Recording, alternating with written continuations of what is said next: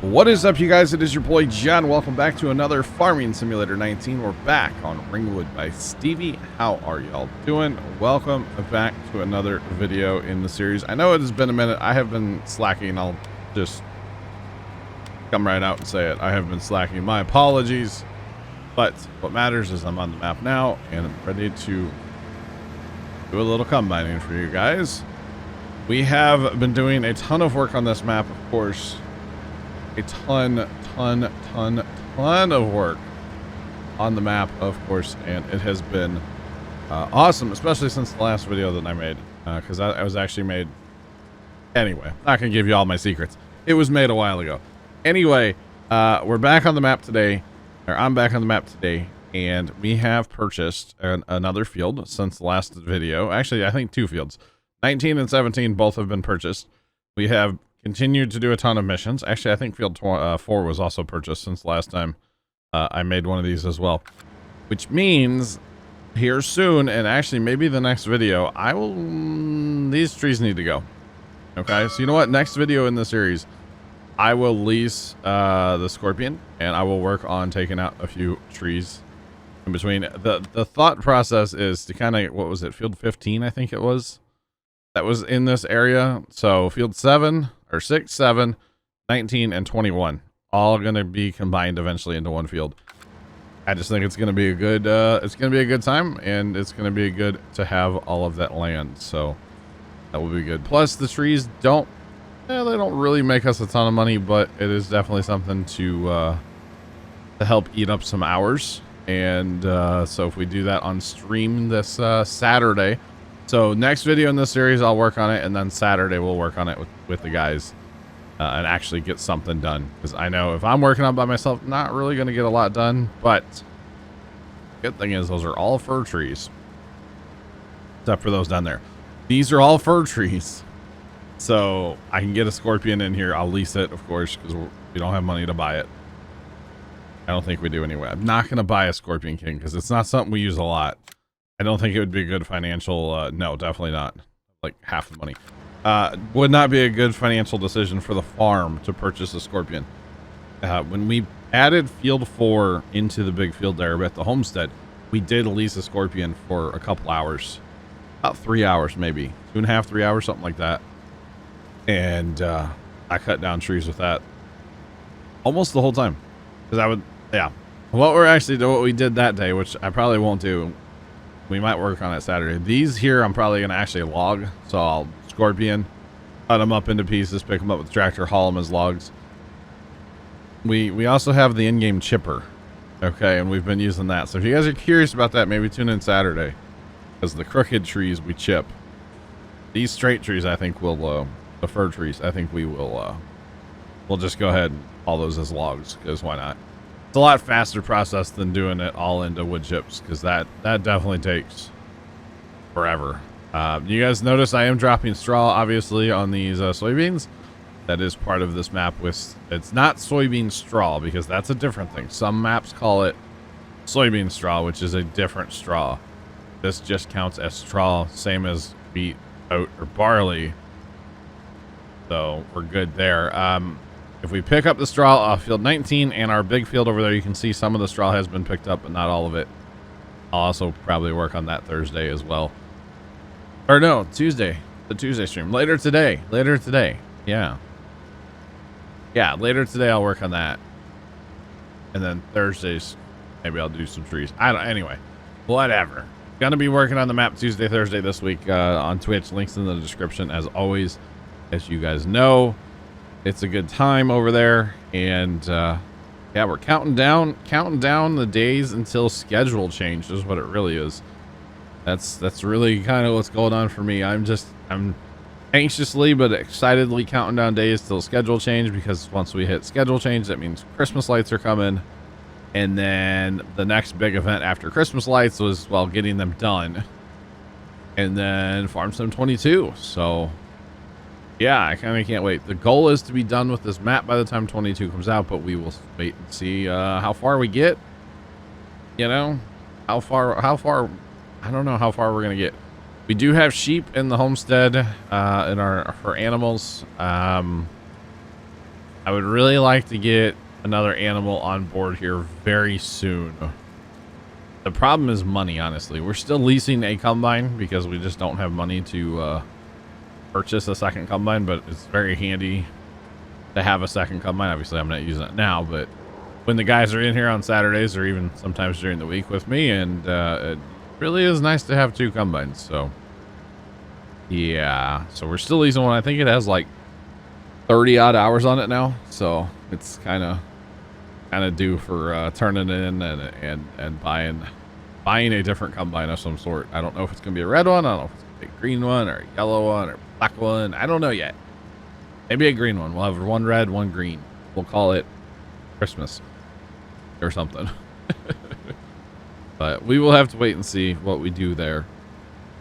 But either way, it's probably gonna have a similar head. That way we can pull it around and not have to use a header cart, because the John Deere head, of course, doesn't have the wheels, so therefore you have to use a header cart.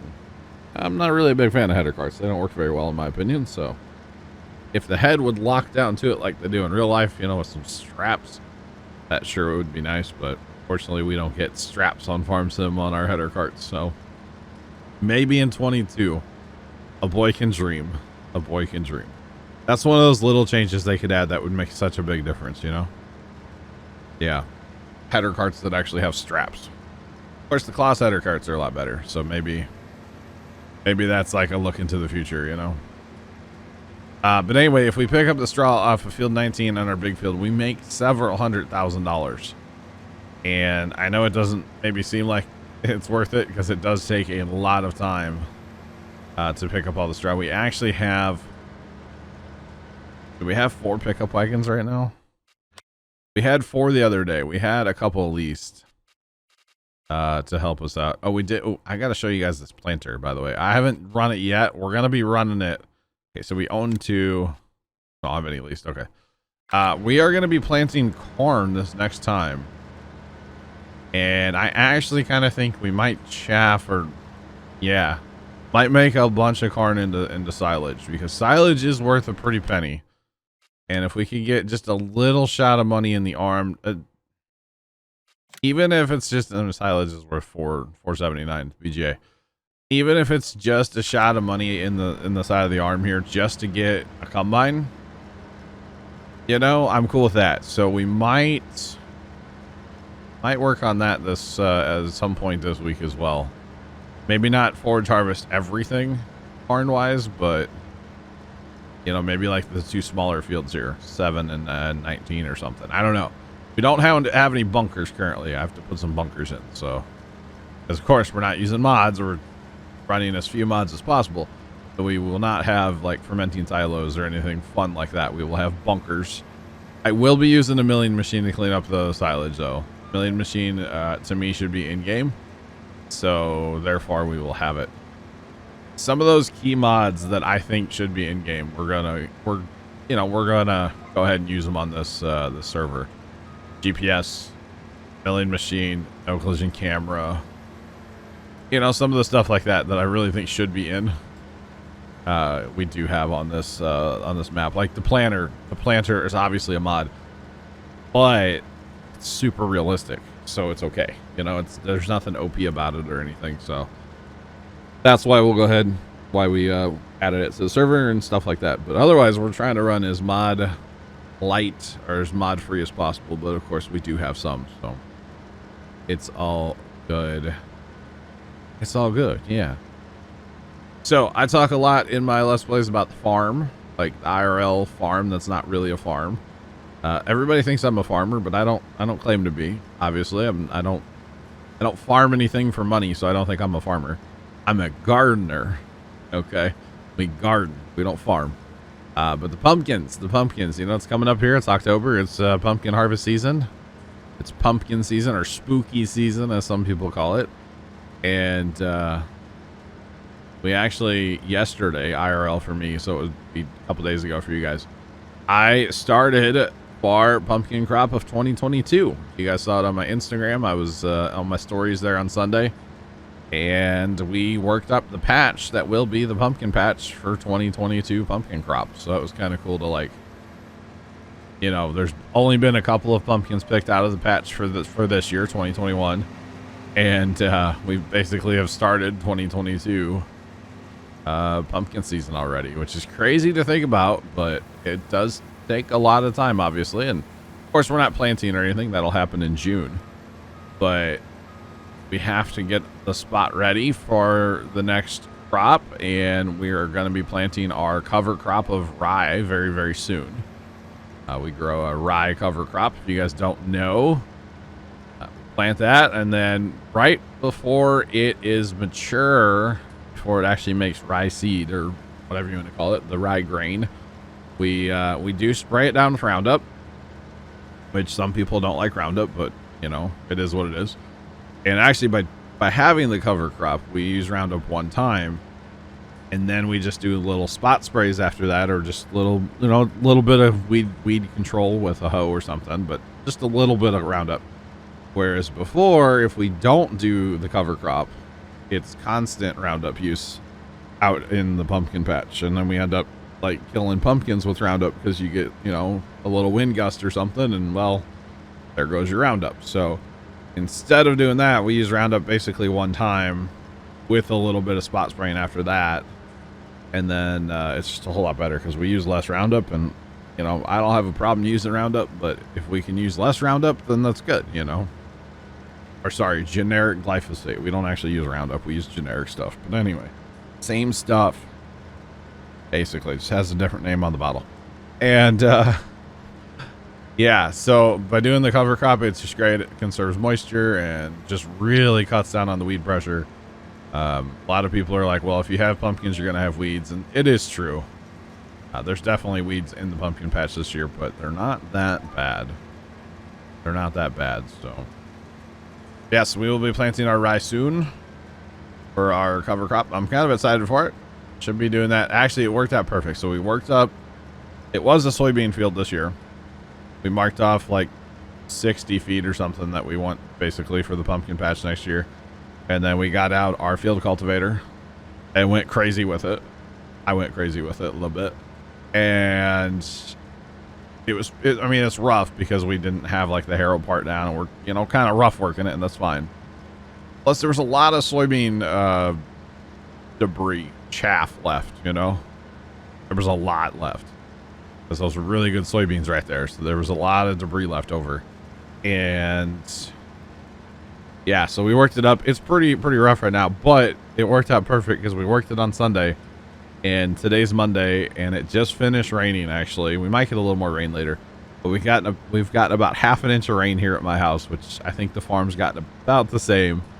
I live like 12 miles from the farm, so there's definitely a difference in the rain a lot of times between like my house and the farm. But based on looking at radar and stuff, the farm definitely got rain, which is what we wanted. We wanted it to get a good rain, firm that ground back up. There was no extra XX.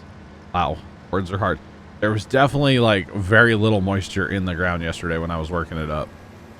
So we were hoping, counting on a rain, honestly. And we definitely got it, which was good. Not as much as I would have liked to have seen, but at the same time, I'm not really trying to empty here. I was just turning around, putting my pipe out because that tractor's kind of in my way, but we're going to make do with it in our way here, guys. You know, it doesn't dry as fast this time of year. Now, like I said, there's no extra moisture in the ground, so a little bit of rain's not going to hurt us. And we're looking at planting probably a week from tomorrow, so like in another week or so. But we got this other weather systems that's supposed to be coming here in a couple days, and they're talking rain for us possibly up to 3 days. So we'll have to wait and see. If we get a lot of rain, we could be in trouble as much as we worked at. But at the same time, I can still go out there if it's a little wet and just like scratch the surface, you know, with my field cultivator. I don't have to like plow it again, which I don't want to. I want to scratch the surface a little bit, put the harrow, the drag harrow, whatever you want to call it, down on my field cultivator this next time to level and make things a little more mellow and whatnot. And then try to seed. We don't have a seeder. We just broadcast spread it. We have a little broadcast spreader behind one of the small tractors, And then we usually we'll break out a rotary hoe. We have a single section rotary hoe. We'll pull over it just to kind of get a little bit of the seed in the ground, because that's usually our worst part, is actually getting the seed in the ground. We kind of fail at that a lot of times, but it doesn't seem to matter with rye. Rye will just, you give rye just like contact with dirt and a little bit of water and it's off to the races. It doesn't matter. So rye is pretty good about that. And yeah, then we have that roller. We'll pull the roller across it, firm everything back up again, help put the seed to soil contact kind of thing, and it works out quite well. So I'm thinking a week from tomorrow, I'll probably post a bunch of it in my Insta story, because I've made videos of it in the past. I don't need to like make a full like on the farm. Plus, it's just easy to pull my phone out of my pocket and like just film, you know, little clips here and there. Plus, I have not filmed anything for an on the farm video in so long. It has been so long, because honestly, we're just doing the same stuff that we always do at the farm. There's nothing that you guys haven't seen in an on the farm video like 3 times already, you know, because I filmed there for like probably 2 to 3 years, like on a regular basis at the farm, and we're just not doing anything out of the ordinary.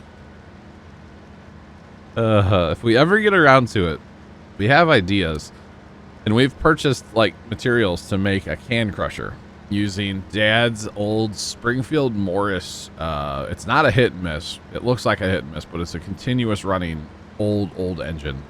Has actually been in and on the farm video before, maybe a couple of them actually, when we got it running. The plan is to make a can crusher that uses that thing for the power. And then on like pumpkin days, of course, pumpkin days are not the same anymore because of COVID. But on pumpkin days, we could have it out and do like can crushing demos and show the kids, like, I don't know, I just think it'd be cool. I think kids would really dig it, because it's going to use like two tires. So of course we'd have to build some kind of cage around it to make it safe, but it'll use like 2 tires spinning opposite directions, and then you just drop the cans right between them, and it just then crushes, you know.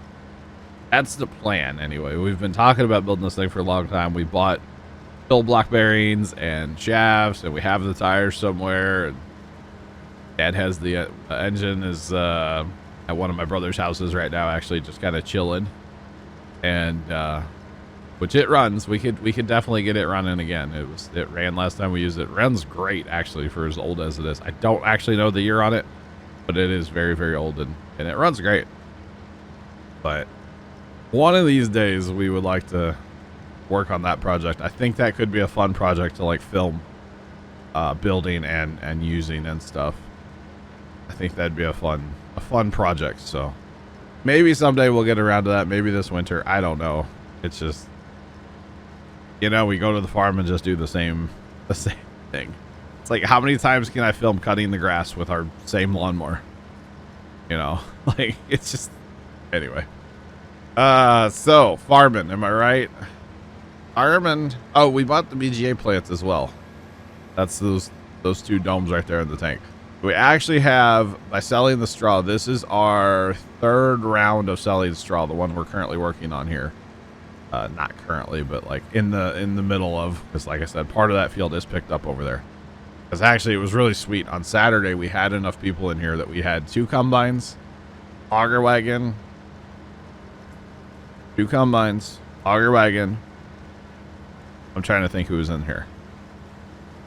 Let's see. Hang on 1 second. Let me think about this. It was at night, late. It was late on Saturday. We had Troy, Trent, Zach, also known as Tony. So all the T names were in here, huh? I feel like somebody else was in here too.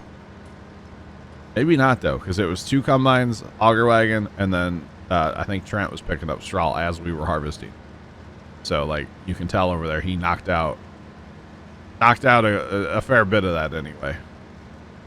I feel like somebody else was in here too. I can't remember, but anyway, we were knocking it out, man. It was great. It's great to have hands on the farm and really just get stuff done. You know, it's great. It's pretty awesome, because the first time I picked up straw, if you guys watch the day streams, you probably saw it. I did it by myself. And that was like 3 hours worth of me picking up straw. Which, honestly, later today on Twitch, probably going to do it again because that's what needs to be done. If you look around, there's straw that needs to be picked up. I have one more field to harvest. What I did the other day when I picked up straw is I like picked up that field and then came here and harvested to kind of break up the monotony a little bit. And then went and picked up this field too. So maybe, yeah, probably on the Tuesday day stream. So a little later today, I will have to pick up straw again. Oh boy. Yeah, wait. But it's worth a lot of money, and that's okay. Because it was worth like 300,000 or 400,000 or something. I could probably look, actually. I go to the right tab, that would definitely help. 359. So it's worth $359,000, and that's assuming the price is the same. That is definitely worth it. You know, for the struggle bus of money that we're on right now, and not only that, but like, think about this: we're cutting soybeans right now. Soybeans are worth a good price. That's, you know, just the way it is. Soybeans are worth money. And then you're also getting bonus $359,000 off straw. And actually, it's going to be more than that because we have field 17 or 7 over there as well. So 7, is it 7? It's 7, right? Yeah, 7. So we have field 7 to add into the mix now. So we'll make even more money, which is awesome. So I'm very excited about this. We're starting to look, you know, it's not as much of a struggle as, say, the Millennial Farmer map, but we're starting to look pretty good on this map as far as our finances. Just, there is a lot of money to spend, of course, with animals. Animals. They take a lot of money, but you can also make a fair bit off of them, too. So, wouldn't mind getting some more sheep. We have some, but more would probably be better. Because, of course, the more you have, the faster you make the wool. And, therefore, the more money you make, right? So, probably wouldn't mind doing that. Maybe spend another 100 grand on sheep or something and just kind of help our numbers out. I don't even know how many we have. We have 80. Okay, we have 80. So that's not bad, but they only reproduce every 13 hours. We need to get that number down. Need to be cleaned up too, but they're fine for now. So definitely need some more of them, but that is okay. That is okay, right? So yeah. Speaking of the pumpkins, by the way, real fast, the crop is looking okay. I was out on the side-by-side yesterday for a minute, and I drove around the pumpkin patch. I haven't really been out in the pumpkin patch because once the vines are pretty well established, like, there's no real weed pressure, and I mean, it hasn't been bad with the weeds this year, so I haven't spent a lot of time out in the pumpkin patch this year. And then the spraying, Dad's been doing all the bug spraying, which haven't had to do a lot of that either, honestly. A couple times earlier on, but here lately, there's been no bugs, which is good. I will say we got really, really hit with the fungus this past week. You know how pumpkin plants towards, well, I guess they can do it at any time during the season. But the leaves turn white. I'm assuming it's a fungus or a mold or something, but it hit us really hard this past week. Like Wednesday last week, they were fine. They looked good. And we pulled in the farm yesterday morning, and I was like, what is wrong here? Like, Wednesday to Sunday, they just turned terrible. So I was like, that is crazy, but it is what it is. Nothing you can do. And at this point, I mean, pumpkins are still ripening out there. Don't get me wrong. Some of the later ones we planted, they are still turning orange. I almost said yellow. I know that's not right. They're orange. Still turning orange a little bit, so they're definitely ripening up. But it's gonna be an okay crop. It's always hard to tell with pumpkins because of the leaves. You know, you can't really tell if they're kind of hiding in there. Now, if we get a good killing frost, then it's like, wow, there's actually a lot of pumpkins out there, but it doesn't look like we're going to get a killing frost here in St. Louis for a while yet. Like, we're still pretty warm here. Actually, yesterday for me, which was Sunday, it was 90 degrees here. Now, there has been a cold front, obviously, with this rain that's come through today. But still, it was 90 degrees yesterday. It was kind of warm here. The good thing is the humidity was down in like the 30% range, so it felt nice. But I'm looking at our 10-day forecast, and they're talking like 80s.